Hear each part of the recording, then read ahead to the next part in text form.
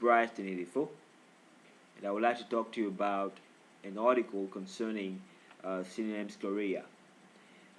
This article is entitled Sydenham's Chorea: Symptoms, Physical and Psychological Symptoms of Saint Vitus Dance. It was written by Susan uh, Suero et al.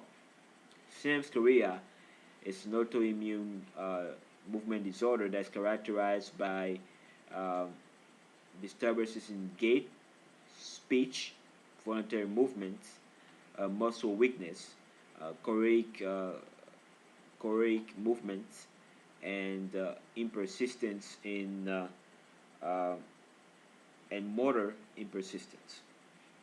Okay, based on the postulates of the relationship between obsessive compulsive disorder and basal ganglia dysfunction, the authors hypothesized that um, Sydenham's chorea um, would be associated with uh, obsessive compulsive symptomatology. All right, and they carried out a study to test this hypothesis.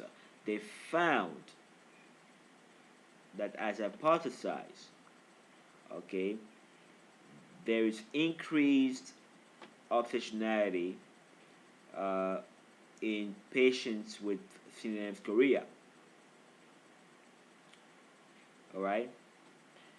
The present study is was designed to supplement this this to supplement and verify these retrospective findings.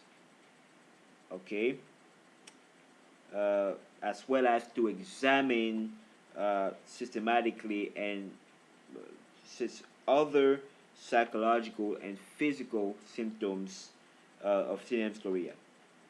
This is the first study of this kind. That's why I chose this paper.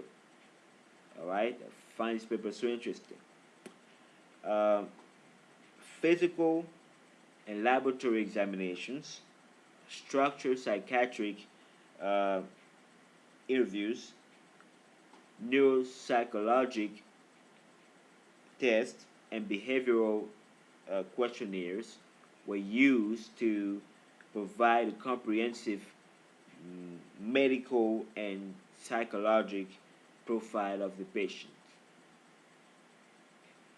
The subjects of this investigation were 11 children that were referred by uh, neurologists and pediatricians. But now the authors here want to make sure that these children actually have Sydenham's chorea.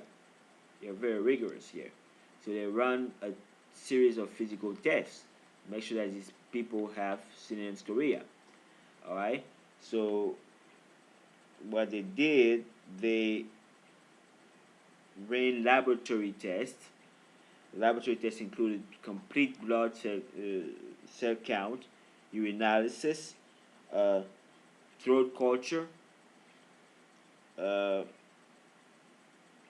routine blood chemistry analysis, anti-streptolysin O, anti-streptococcal DNA B titers, erythrocyte sedimentation rate, blood smear for acanthocytes, and thyroid function test, electrocardiogram and 2D echocardiograms were performed to assess cardiac functions.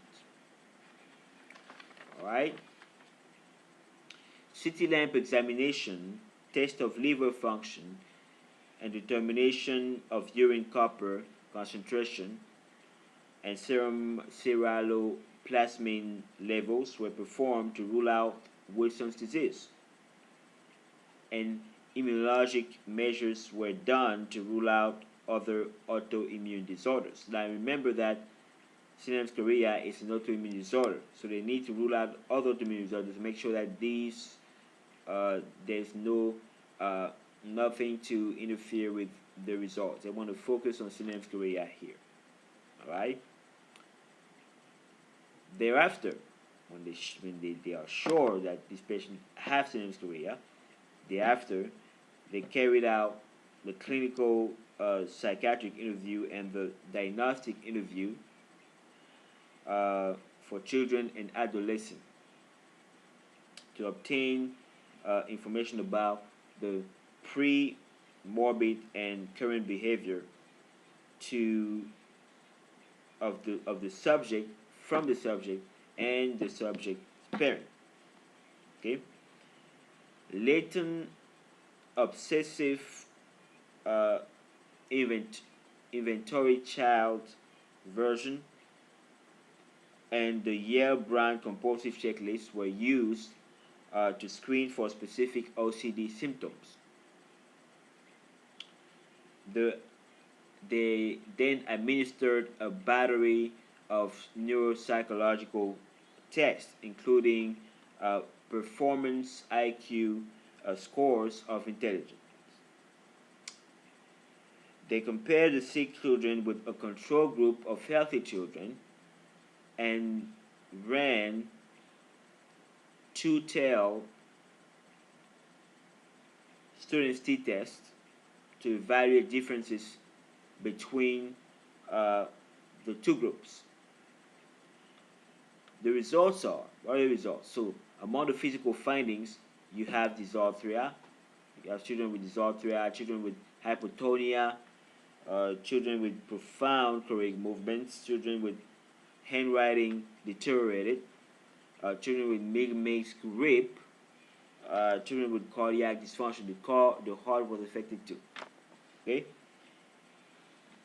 Among psychological symptoms, or rather, let's talk about the psychiatric diagnosis here.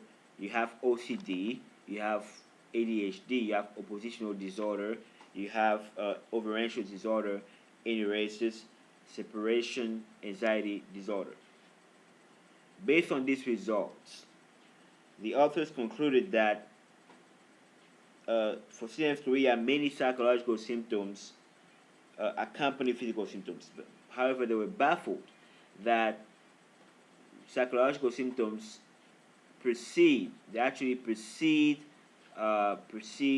physical symptoms. Okay, they couldn't explain this. I, for one, think that this is a rigorously conducted study that suggests a change in the way patients with Sydenham's Chorea are treated. It suggests that doctors should focus not only on the physical symptoms but also on the psychological symptoms, because they both affect the patient. Okay, it should make the patient aware that they will have also, that it's normal that they have those psychological symptoms, so that they won't be afraid to share it with the caretaker. Okay. Thank you very much for listening. I will see you very soon. Uh, I would like for you to check out my Wikipedia article on Sydenham's Chorea if you would like more information on this. Thank you. I will see you then. Bye-bye.